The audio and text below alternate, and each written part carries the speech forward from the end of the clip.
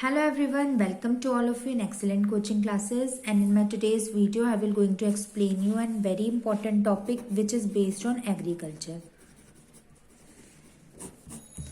I will explain you what is agriculture, what is its importance in Indian economy, what is its importance, what are the problems associated with agriculture, and what reforms have been taken by our government in order to make our agriculture sector more stronger than before. ठीक है, so let's start our video. पहले हम अगर technical topic पे है उससे पहले हम कुछ बात कर लेते हैं. एग्रीकल्चर आखिर होता क्या है? बहुत इजी बात है, सबको ये ऑलमोस्ट पता होगा कि एग्रीकल्चर जो वर्ड होता है उसका मीन्स अगर सिंपल कहे तो खेती कह लो, फार्मिंग कह लो, इन्हें कहते हैं. एग्रीकल्चर में बेसिकली क्या ग्रो होता है? हमारा कुछ भी चीज ग्रो हो सकते हैं, हमारे क्रॉप्स ग्रो हो सकते हैं, हमारे इसमें साथ के साथ आपकी पल्सेस ग्रो हो सकती हैं, हमारे क्लोथ्स ग्रो, मतलब क्लोथ्स के लिए हमारी कॉटन ग्रो हो सकती है, कुछ भी चीज हमारी ग्रो हो सकती है. तो ये ग्रो कहाँ पे होती है? ये हमारी फील्ड पे ग्रो होती है या हमारे फार्म में ग्रो होती है. और इसे कौन ग्रो करता है? इसे जो पर्सन ग्रो करता है उसे हम कहते हैं फार्मर. हो, आप लोग भी सोचोगे कितना इजी सा टॉपिक है, ये तो हमें सब आता होगा, बिल्कुल आता होगा. अब 11 से इसका क्या रिलेशन है, हमें इस बात को देखना है. अगर मैं एक आपको डेफिनेशन बता देती हूँ एग्रीकल्चर की, आप इसे अपने नोटबुक में नोट डाउन कर लेना. Agriculture is a process of rearing and growing up of crops in a field for sake of earning money.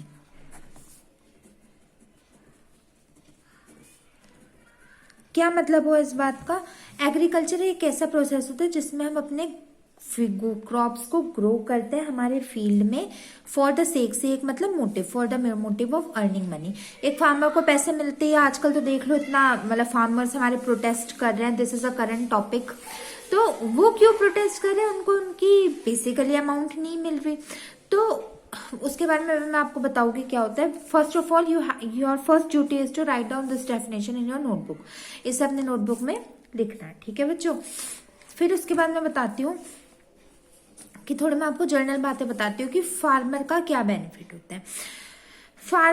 There are different season, मतलब there are 12 months in a year, और उन months को एक farmer divide कर देता है different चीजों में, डिफरेंट मंथ्स में. जैसे समर सीजन के अलग क्रॉप्स होते हैं, विंटर सीजन के अलग क्रॉप्स होते हैं, हमारे रेनी सीजन के अलग क्रॉप्स होते हैं.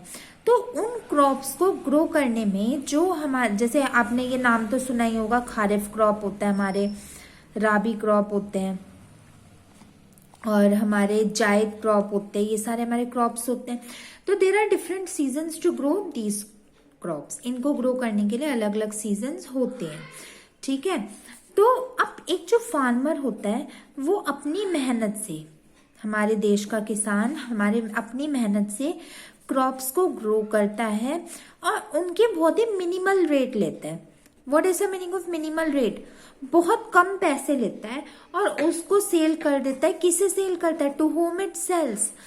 अब हम क्या आपने देखा कि आपकी मम्मी डायरेक्टली जाके फार्मर से चीजें ला रही है? नहीं ना, हमें तो शॉप से अवेलेबल हो. तो जरूरी भी नहीं है कि हमें, आजकल सभी लोग मेट्रोपॉलिटन सिटीज में रहते हैं, कि उन मेट्रोपॉलिटन सिटीज के आसपास विलेजेस हो, बिकॉज फार्मिंग तो विलेजेस में ही पॉसिबल है.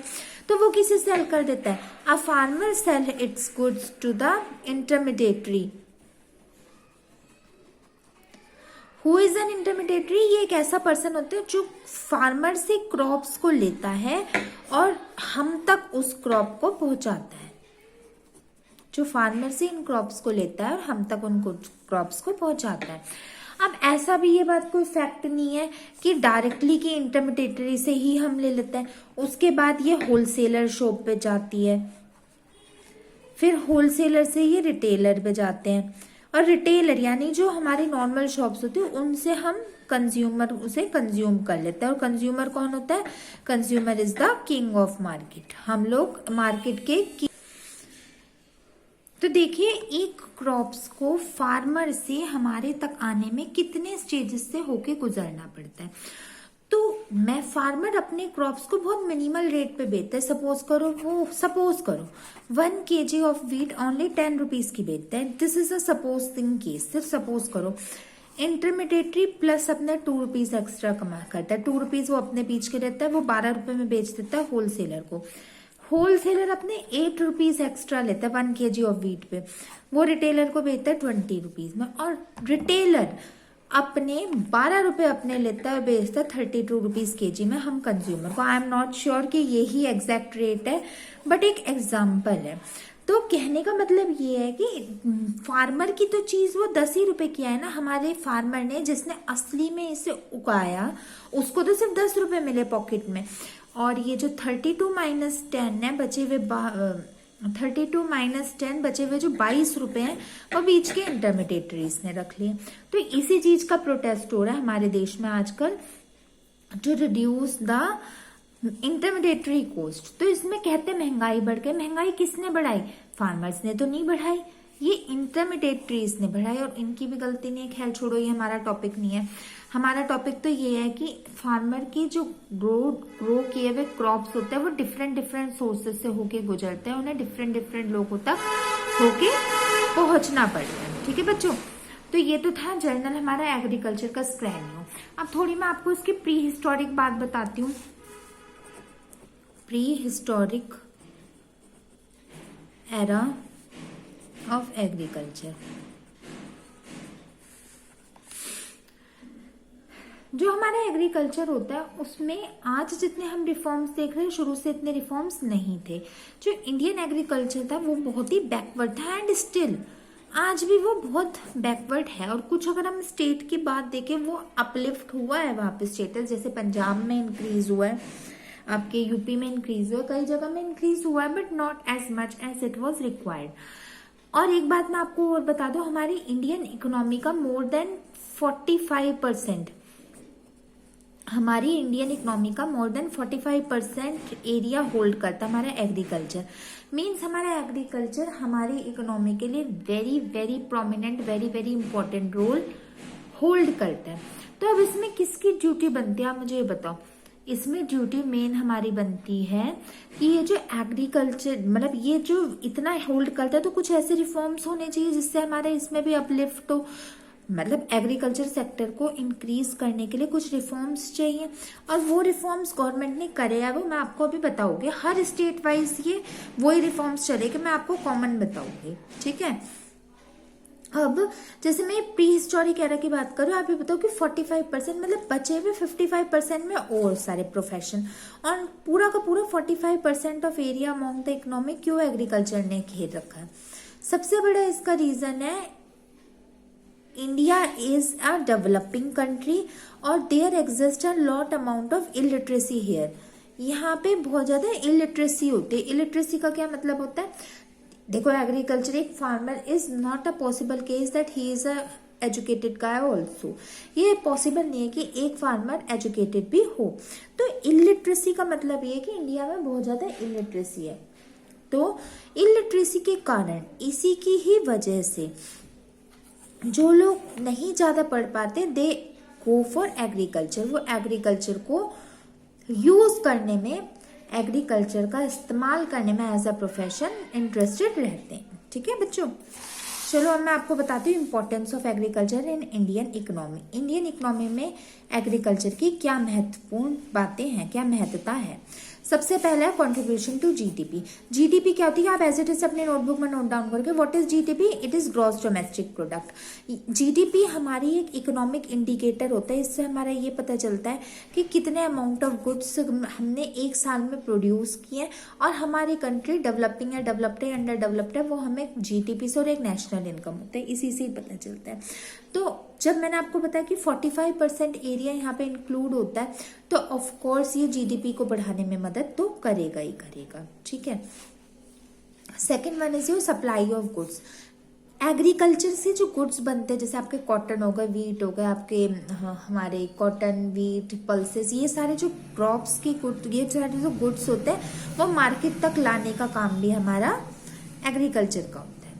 थर्ड वन, एम्प्लॉयमेंट प्रोवाइड करता है। ऑफ कोर्स मैंने आपको बताया था कोई डिग्री नहीं चाहिए होती, कोई एजुकेशन लेवल नहीं चाहिए होता, कोई आपका कंसिडरेशन नहीं होती, जो चाहे मर्जी आपका, मतलब अगर किसी को पास एक अच्छी सी जमीन हो, अपना फील्ड हो, खेत हो, वो अपने काम को स्टार्ट कर सकते हैं। ये हर पर्सन को एम्प्लॉयमेंट दे देता है जिसके पास फील्ड हो, वरना हर सेक्टर में कितने इंटरव्यूज देके आपको आगे बढ़ना पड़ता है।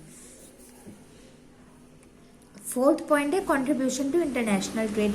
Not only the Indian economy is getting the benefit from agricultural sector, but also our outside India means हमारी कंट्री से ना कि सिर्फ इंडियन नेशनल ट्रेड होता, बल्कि कई ऐसे प्रोडक्ट्स है जिसमें इंडिया बहुत अच्छा है, वो हमारे यहाँ से आउट ऑफ कंट्री में भी एक्सपोर्ट होते हैं, जिससे अब एक्सपोर्ट जितना ज्यादा होगा उतना ज्यादा एग्रीकल्चर सेक्टर स्ट्रांग हो गया, इंडिया की इकोनॉमी स्ट्रांग होगी, इंडिया की जीडीपी, नेशनल इनकम स्ट्रांग होगी। ठीक है। और वेल्थ ऑफ नेशन, वेल्थ मतलब धन, ये हमारी इंडिया का एग्रीकल्चर सेक्टर हमारी इंडिया का धन है, दौलत है, पैसा है, सब कुछ हमारा इंडियन इकोनॉमी का इसी से ही चलता है। ठीक है बच्चों, तो आप ये पॉइंट्स को अपनी कॉपी में नोट डाउन करना, जितना मैंने आपको ओरल बताया उसे भी नोट्स बना के लिखना। अब देखते हैं प्रॉब्लम्स ऑफ एग्रीकल्चर सेक्टर, कि एग्रीकल्चर सेक्टर्स की क्या क्या प्रॉब्लम है। पहली प्रॉब्लम है lack of means of irrigation. हमारे इंडिया में इरिगेशन फैसिलिटी नहीं है। इरिगेशन क्या होता है? पानी प्रोवाइड करना। क्रॉप्स को ग्रो करने के लिए तीन चीजें क्या चाहिए होते हैं? एयर, सनलाइट, वाटर, इसे फोटोसिंथेसिस कहते हैं। इसमें से जो वाटर होता है वो फैसिलिटी जरूरी नहीं है कि हर बार आपकी किसी नदी के पास ही आपकी फील्ड हो। इसको डिफरेंट आर्टिफिशियल प्रोसेस से पानी क्रॉप्स तक पहुंचाने का काम होता है इरिगेशन का। हमारे इंडिया में इरिगेशन की फैसिलिटीज इतनी नहीं है। ठीक है। नेक्स्ट है डेफिशिएंसी ऑफ फाइनेंस। पैसा नहीं है क्योंकि इंडिया खुद ही एक डेवलपिंग कंट्री है, पैसा नहीं है इंडिया के पास। और चूंकि इंडिया के पास पैसा नहीं है तो वो अपनी इतने एग्रीकल्चर सेक्टर पे नहीं लगा सकती स्ट्रांग होने के। वो लगाएगी भी तो किस पर लगाएगी? आईटी सेक्टर पर लगाएगी। ठीक है, जिससे उन्हें मोर रेवेन्यू, मोर होने का फायदा हो सकता है, लेकिन वो एग्रीकल्चर पे नहीं लगाती। इसमें इंडिया की भी गलती नहीं है, because India don't have much amount of finance या money. Third is India is a monsoon fed country. Monsoon, वो इरिगेशन फैसिलिटी नहीं थी तो इंडिया में मानसून फेड होती है, मतलब ये हमारी बारिश पे डिपेंडेंट होती है। जब बारिश होगी, जब ज्यादा बारिश होगी तभी ये अपने मतलब तभी क्रॉप अच्छे ग्रो हो पाते, वरना नहीं। Next is technological bottlenecks. Technological bottlenecks का मतलब होता है कि इसका मतलब होता है कि हमारे पास इतनी टेक्नोलॉजीज नहीं होती। मतलब इंडिया क्योंकि डेवलपिंग कंट्री है तो इसके पास इतनी टेक्नोलॉजीज नहीं होती जितनी बाहर की कंट्रीज के पास होती है। इसीलिए ये अपनी टेक्नोलॉजी को इतनी ज्यादा ग्रो नहीं कर सकता। इसी कारण की वजह से हमारी इंडिया में एग्रीकल्चर इतना स्ट्रांग नहीं है। ठीक है। अब मैं बताती हूँ रिफॉर्म्स इन एग्री, इसे भी आप अपने नोटबुक में नोट डाउन कर लेना। हमारी ये टेक्नोलॉजिकल रिफॉर्म्स है। इसमें क्या है? पहला हमारा यूज ऑफ HYV सीड्स। ये हमारा ग्रीन रिवॉल्यूशन का भी पार्ट था, आपको पता होगा। ग्रीन रिवॉल्यूशन में क्या होता था कि इसमें आपका HYV सीड्स को इंक्लूड किया गया था। HYV सीड्स हमारे ऐसे सीड्स होते हैं जिसमें हमें ज़्यादा फर्टिलिटी हो। ये भी टेक्नोलॉजिकल रिफॉर्म था एग्रीकल्चर सेक्टर का।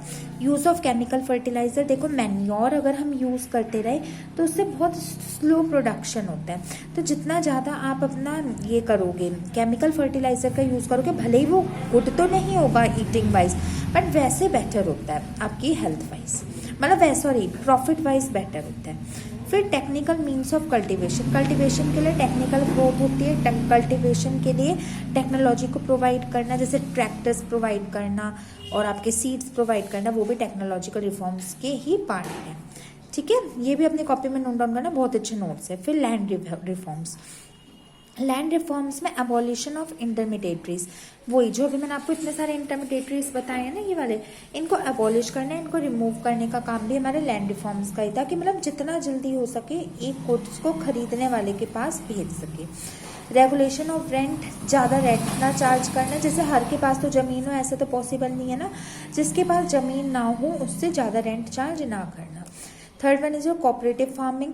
जैसे कोऑपरेटिव फार्मिंग होता है वो मैं भी आपको बताती हूँ। पहले मैं आपको कोऑपरेटिव फार्मिंग बता रही हूँ। कोऑपरेटिव मतलब होता है कोऑपरेट करके, यानी 2 या 2 से ज़्यादा लोग मिलके अगर फार्मिंग करें, मतलब आपके पास एक फील्ड है, 2 भाई हैं तो वो दोनों मिलके काम कर सकते हैं उसी फील्ड पे, तो इसे हम कहते हैं cooperative farming. Means to come in contract with each other and do farming together. ये भी लैंड रिफॉर्म्स का पार्ट था, ठीक है। अब जनरल रिफॉर्म्स में एक्सपेंशन ऑफ इरिगेशन फैसिलिटी, वही पानी सबसे इंपॉर्टेंट होता है, पानी की फैसिलिटीज को बढ़ाना एक रिफॉर्म था और हुआ भी इंडिया में प्री हिस्ट्री से देखे तो अब तक। अब price support policy, price support policy का मतलब होता है एक स्टेबलाइजेशन इन प्राइस। इसका मतलब होता है अगर गवर्नमेंट ने कह दिया कि ये चीज़ 5 रुपये से ज़्यादा नहीं बिक सकती तो नहीं बिकेगी, उसकी वैल्यू 5 रुपये ही होगी। जैसे आप आगे जाके आप 12th में अपने पढ़ोगे, जैसे फ्लोर प्राइस और मार्केट प्राइस भी कहते हैं। तो स्टेबिलिटी प्रोवाइड करना भी हमारा काम रिफॉर्म्स का ही था। किसका? एग्रीकल्चर रिफॉर्म्स का। तो बच्चों एक बार मैं दोबारा आपको दिखा देती हूँ आज हमने क्या क्या पढ़ा। एक बार आप अपने इस पेज की आप मुझे लिख के दोगे नोट्स जो मैंने आपको बताया है। मैंने एग्रीकल्चर की डेफिनेशन लिखवाई और ये जो मैंने बनाया सुंदर सुंदर अपने नोट्स बना के मुझे दिखाना। और ये एग्रीकल्चर सेक्टर की इंपॉर्टेंस आप लिखोगे। मैंने इनको एक्सप्लेन, ये इनके हेडिंग से एक्सप्लेन मैंने कर दिया, आप एक्सप्लेन भी करोगे। प्रॉब्लम्स मैंने बता दिया, आप उन्हें भी मैंने एक्सप्लेन किया, आप लिखोगे। इनको एक्सप्लेन करने की जरूरत नहीं है। ये जैसे मैंने बताया आपको रिफॉर्म्स, या बिल्कुल उसी तरीके से करना, ठीक है। बस अपनी नोटबुक में नोट डाउन करना, अच्छे अच्छे नोट्स बनाना। चलिए आज के टॉपिक में मैंने आपको एग्रीकल्चर से रिलेटेड काफ़ी इंपॉर्टेंट चीज़ें बता दी है। फिर भी अगर आपके दिमाग में कोई डाउट हो तो आप मेरे से पूछ लेना। Okay my dear students, thank you so much for watching my video. अपनी नोटबुक में नोट बनाते रहिए, लिखते रहिए।